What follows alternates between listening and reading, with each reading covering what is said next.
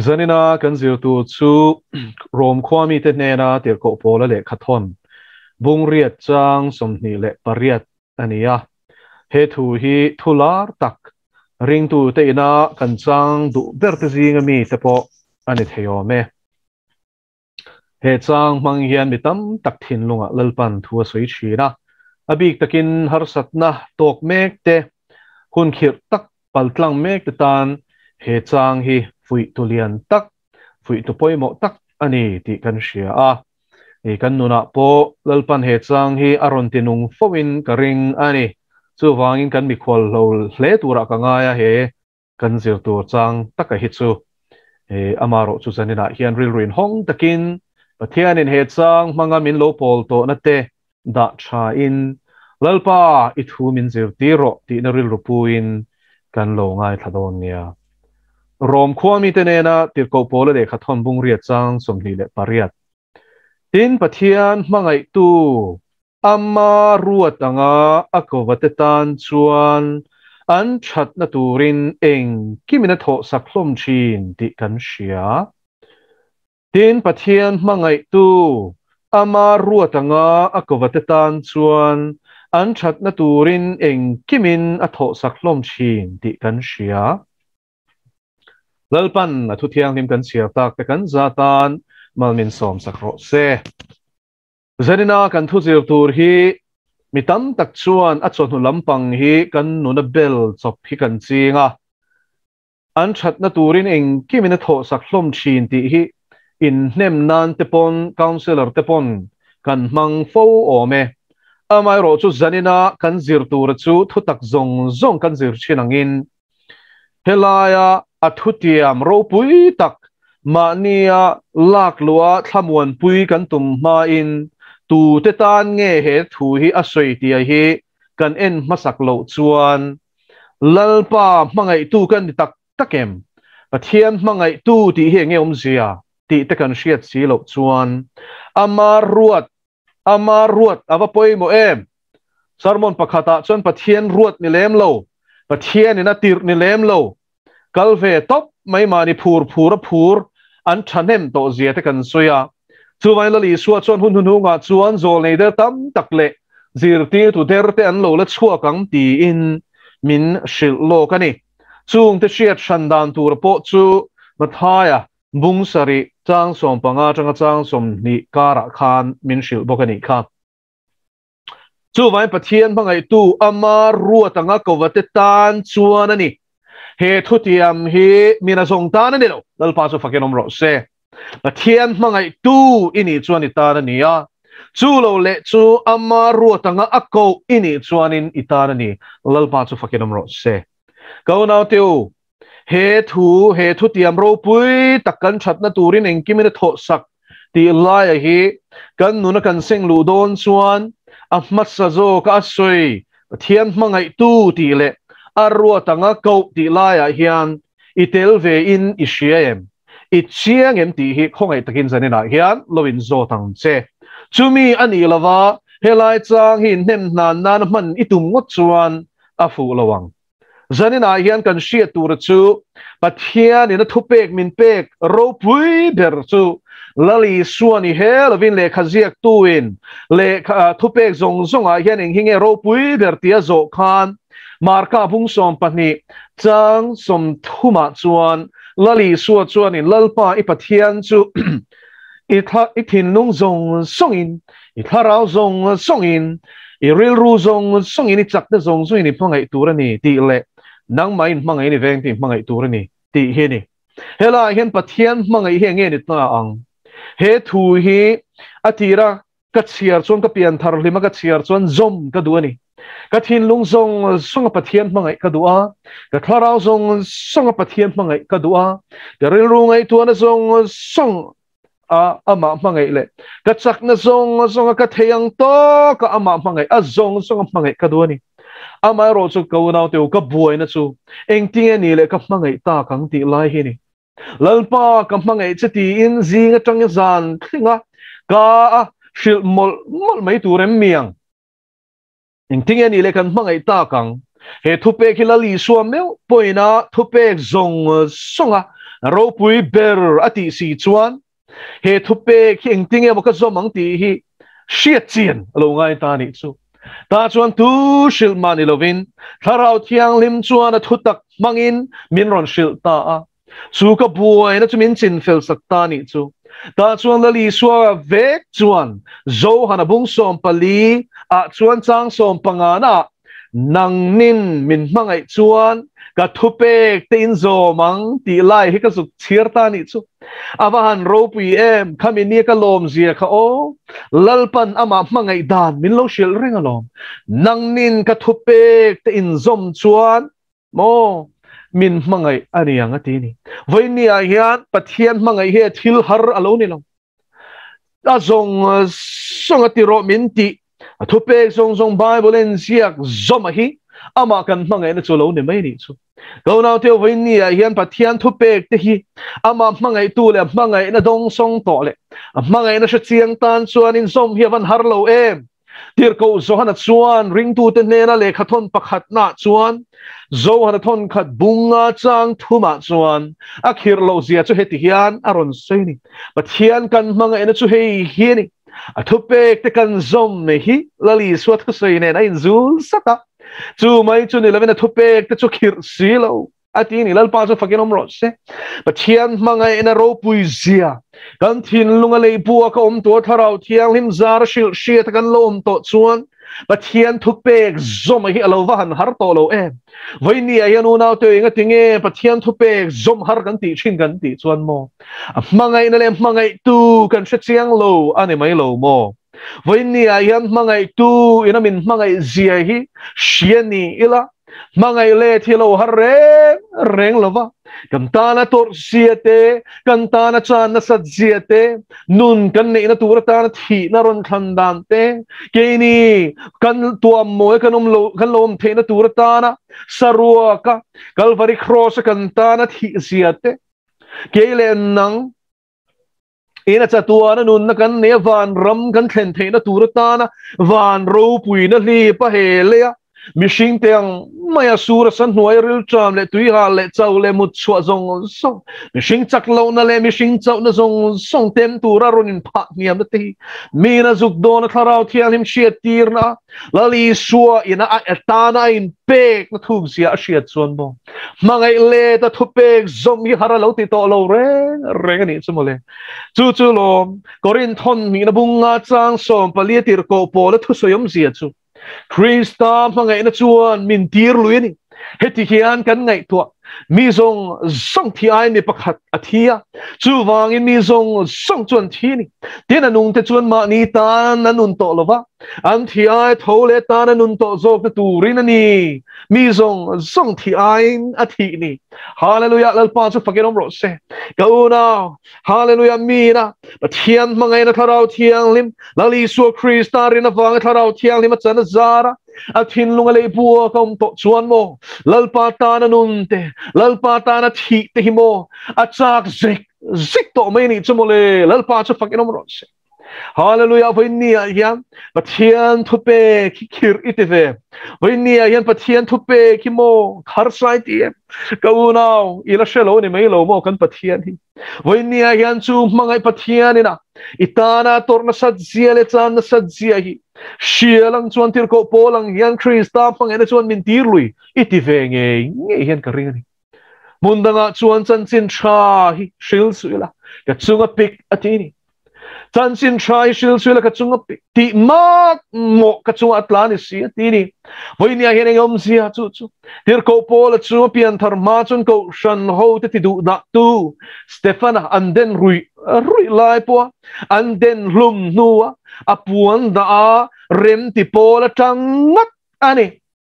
Sanhedrin lekha la zuda Christian te khot na mi te chu manatan ina khung tur chanem nga em china ni nima sunain mo lali sun damaska khudaya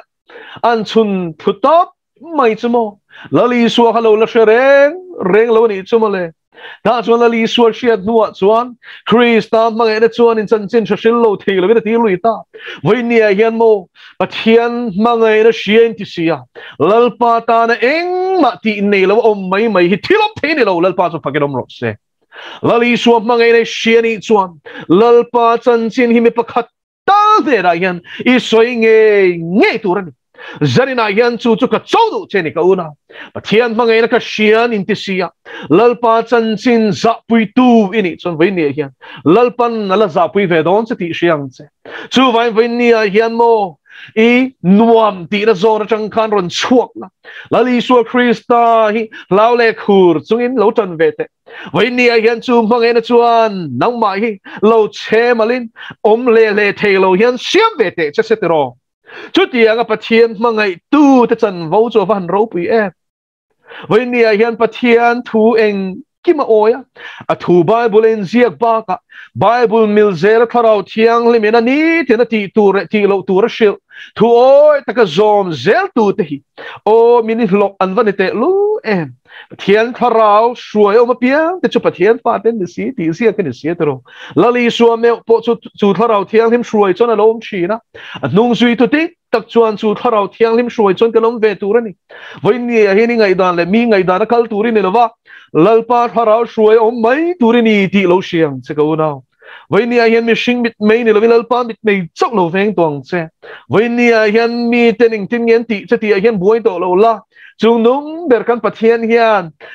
itsunga alo mem ti chok hi lo buai pui tong che lali suwa chuanin khovela ron kalaya pa mangai na chu anuna va hanlan ti chiang em abik takin chan chin tran zo hana zia kan chial chuan mani du zong ti tura ron kal kan lawati lalpa chu fagenom ro setro kele nang mishing setro mani lom na zong hian kan phe kan buai em ngei hlau hian kan thok ha ani tro mut mu po tu alovin kan thok rima nima soni lali suwa chu local chang bersu apa du zong ti lo tling tura ron kalani ti sia in mi ti tu du zong ti le tha tho zo chu ka choni alo ti le pa su pakenom ro se ava han ro pui te lul entro samarim hei se tui hal lutuk nun tui hal lutuk atui hal na poin shelo khopa tui hal su lali su na mo ta mai khongai na le ngai dam na chan chin sha an shil chu nu chu mo ka chan chin va shil ro ti hi ngai to lo re mi mai za mi tui choi lo hun a chun pat sanga ni sat wang laia tui choi tu ra ron kal khae sukar khwa chona zuk klan lu ta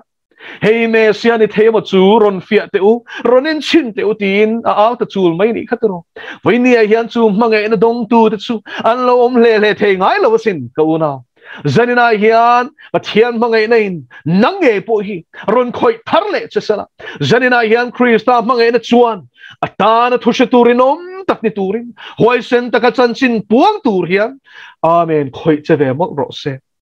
Jeremiah chuanin Jeremiah bung somni kan sia chuan mingin thu ka soi to olowang ka tichi nema selangin thu mea langin ko chunga chuana ala ka pai hle zo lo ka chel ngang lo ni lo ti chi na ni go na te voi ni hian Krista mangai na chuan tir ko pol te Jeremiah te o alo tir lui chinang khan kan li suang e polo tur lui ang khan kele nang po himin lo tir lui te setero lali su khan pa apmangai wangin a thu oi chi na sin thu oi na hi mangai na changarun su ka ni ti hi siang mangai na tel lawa thu oi chumo dan rammani chumo chatuan nun na theng don lo voini a hian mangai na changa Krista mangai na chian to na changa pathian thu oi na chu awa han nuam em chu ta chuan lalpa chu alungoi chin ani go now pathian mangai tu a hian tel ve adot le ama ruat ati ama ruat anga akovatetan ati tu tetan mo ama ruat anga kovatetan voinia hian ka soinon le du rongbo na ko nga hian ko ini lo chuan kalngot su ka soinon leang lalpana ko cheni lo chuan kalngot su bible a hian manipur pur kal hi pathian hian lo dem na khop mai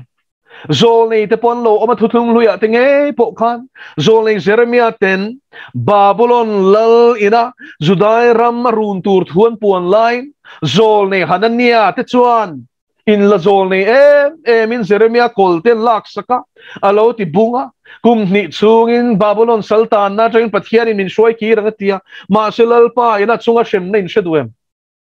ta chuan lo chiar ro Jeremiah bu kha ta chuan Hanania chu tun kuma nge hian i thiang atia a thasari na chuan pathian in a khoi hlum ta ni kha ko nau tel vin nia hian lal pa tir ni lo kal ve ngot chi ni lo ti lo siang che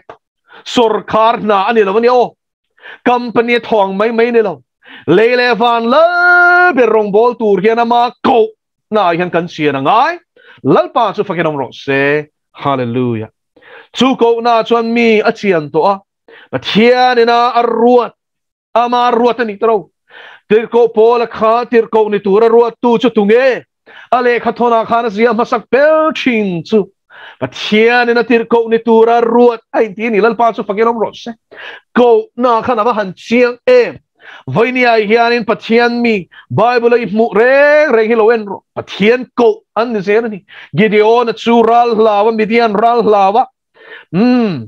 wain sor na khura bu achi lai chuan lal panapan tir ko tir nang mi chak huai sen atia Israel fa tetana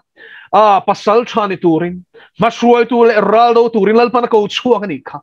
ko nau tel venia hi lal pa ko hi don ava pui mo te lu chu ko na abi ka ko na ni chu ka sei kan zavai hian khovel sual kal san tura ko chu kan ni kan zavai hian lali su Krista tan nung tura ko chu kan ni nima sel rong bol tura ko atetan bi ka hi chuan a ko na hian kan chian awangai te lu evangelist tura ko nilo evangelist nia cha ka wanga in tat lut ve mai hian lamol pho do pastor ni tura ko nilo mani chanem ngai na mo chung te na an dalu mai an nor wanga nang chu pastor tan ka hual chen ti wang mai pathian ko na don wang ni lawa in tat lut te hian lamol pho do ko na tio vein ni hian hi sharo pathian ina arut lo hi anem het ringot don lo mi sing phur na wang yelal pa hi che don ringot lo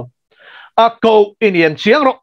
chu ta chuan ko che ni chuan tu ba lau su lal pa na ko na zona che chuan huai sen takin kalla pathian ina atir na zona che chuan a ko tu chu rin ma vain kalang che Jeremiah po lal pa na chiet turte din thar turten ka ruata che ti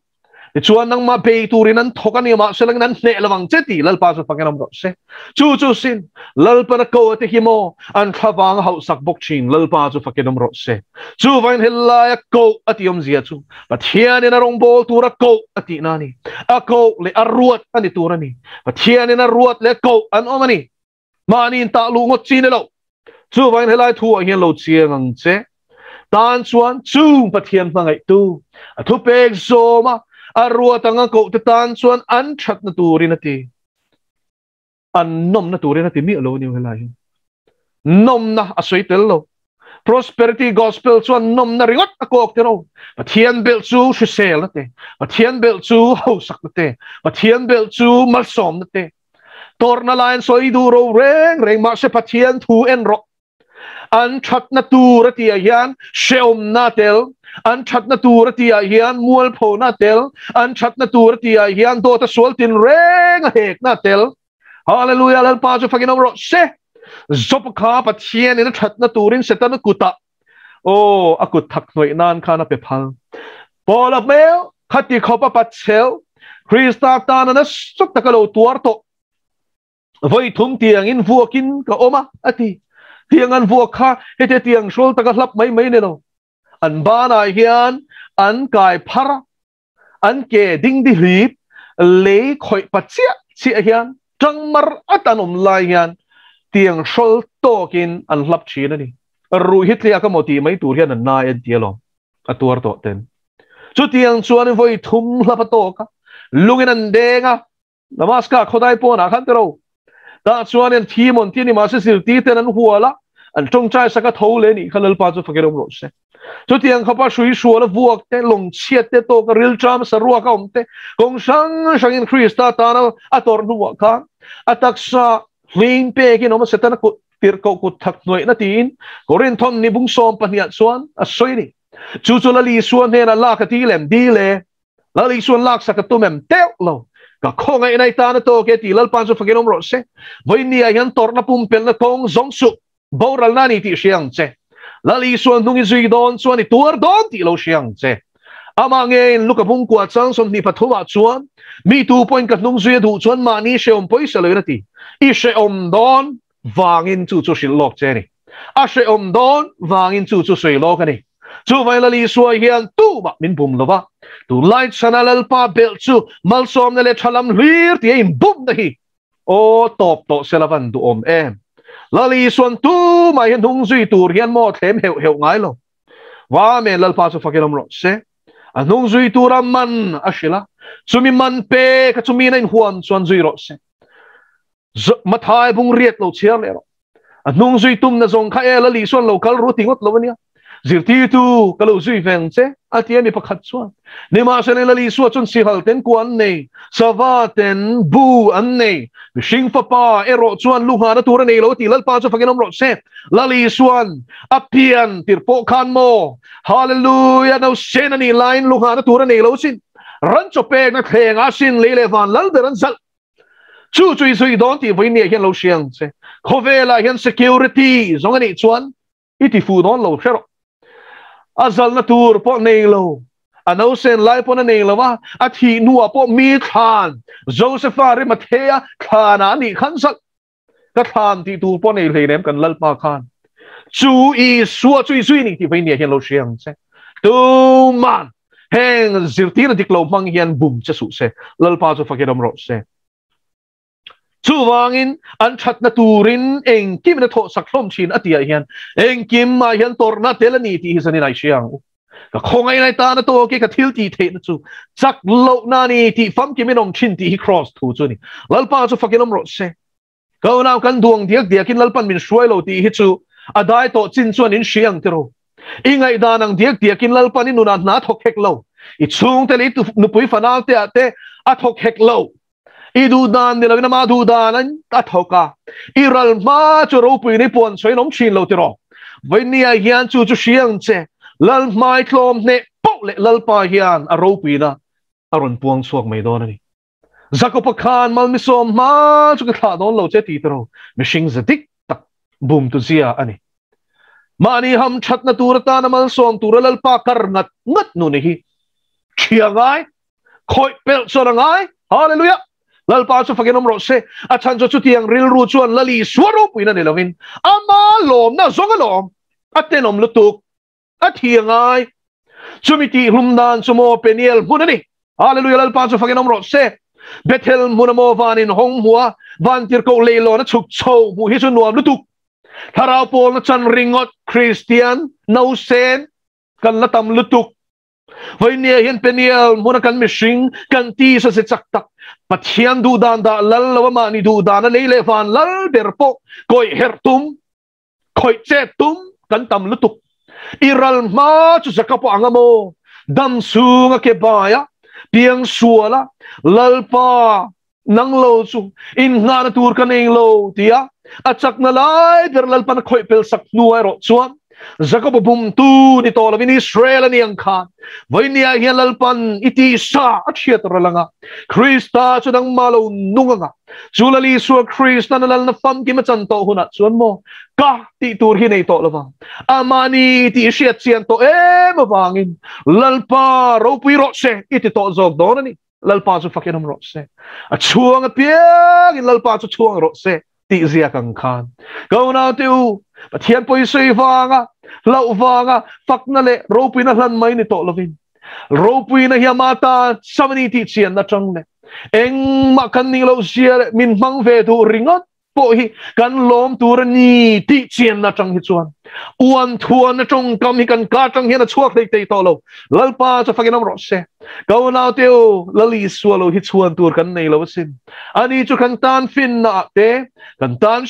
o fel na te kan tan thiang hlim na te kan tan plan na te sia minom si ni lalpa cha faginam ro se tu vai go na teu a chuang a piang in lali swa hi chuang ro se chu tiang a pathian mangai tu amarua tanga ko ta tan suan mo engang point mail mapa hian ron khoi sela an that na turin lalpan thil thalo po kha chan tir sela ni chu setan na ron thlema mo soi chiat na ron be fak vak khan tu te mo rong bol pui te kal tlanga arel vak aril ruti natura ron den sok khan ati chel dei lalpa chu faginom ro se chu wang ina ma mangai tur wa tanga ko te tan suan mo khem na te hi e tur pe tu lo ni to zo kan chu khem na ten e tur min pe to zo kang ti hi adi kani hoi ni a hiam lali suan in ti ti ichak lo piang in ani kat chak lo na ni ti fam ki menom thin ka thil ti theina ti khatro chu an tir ko pol chuan in ti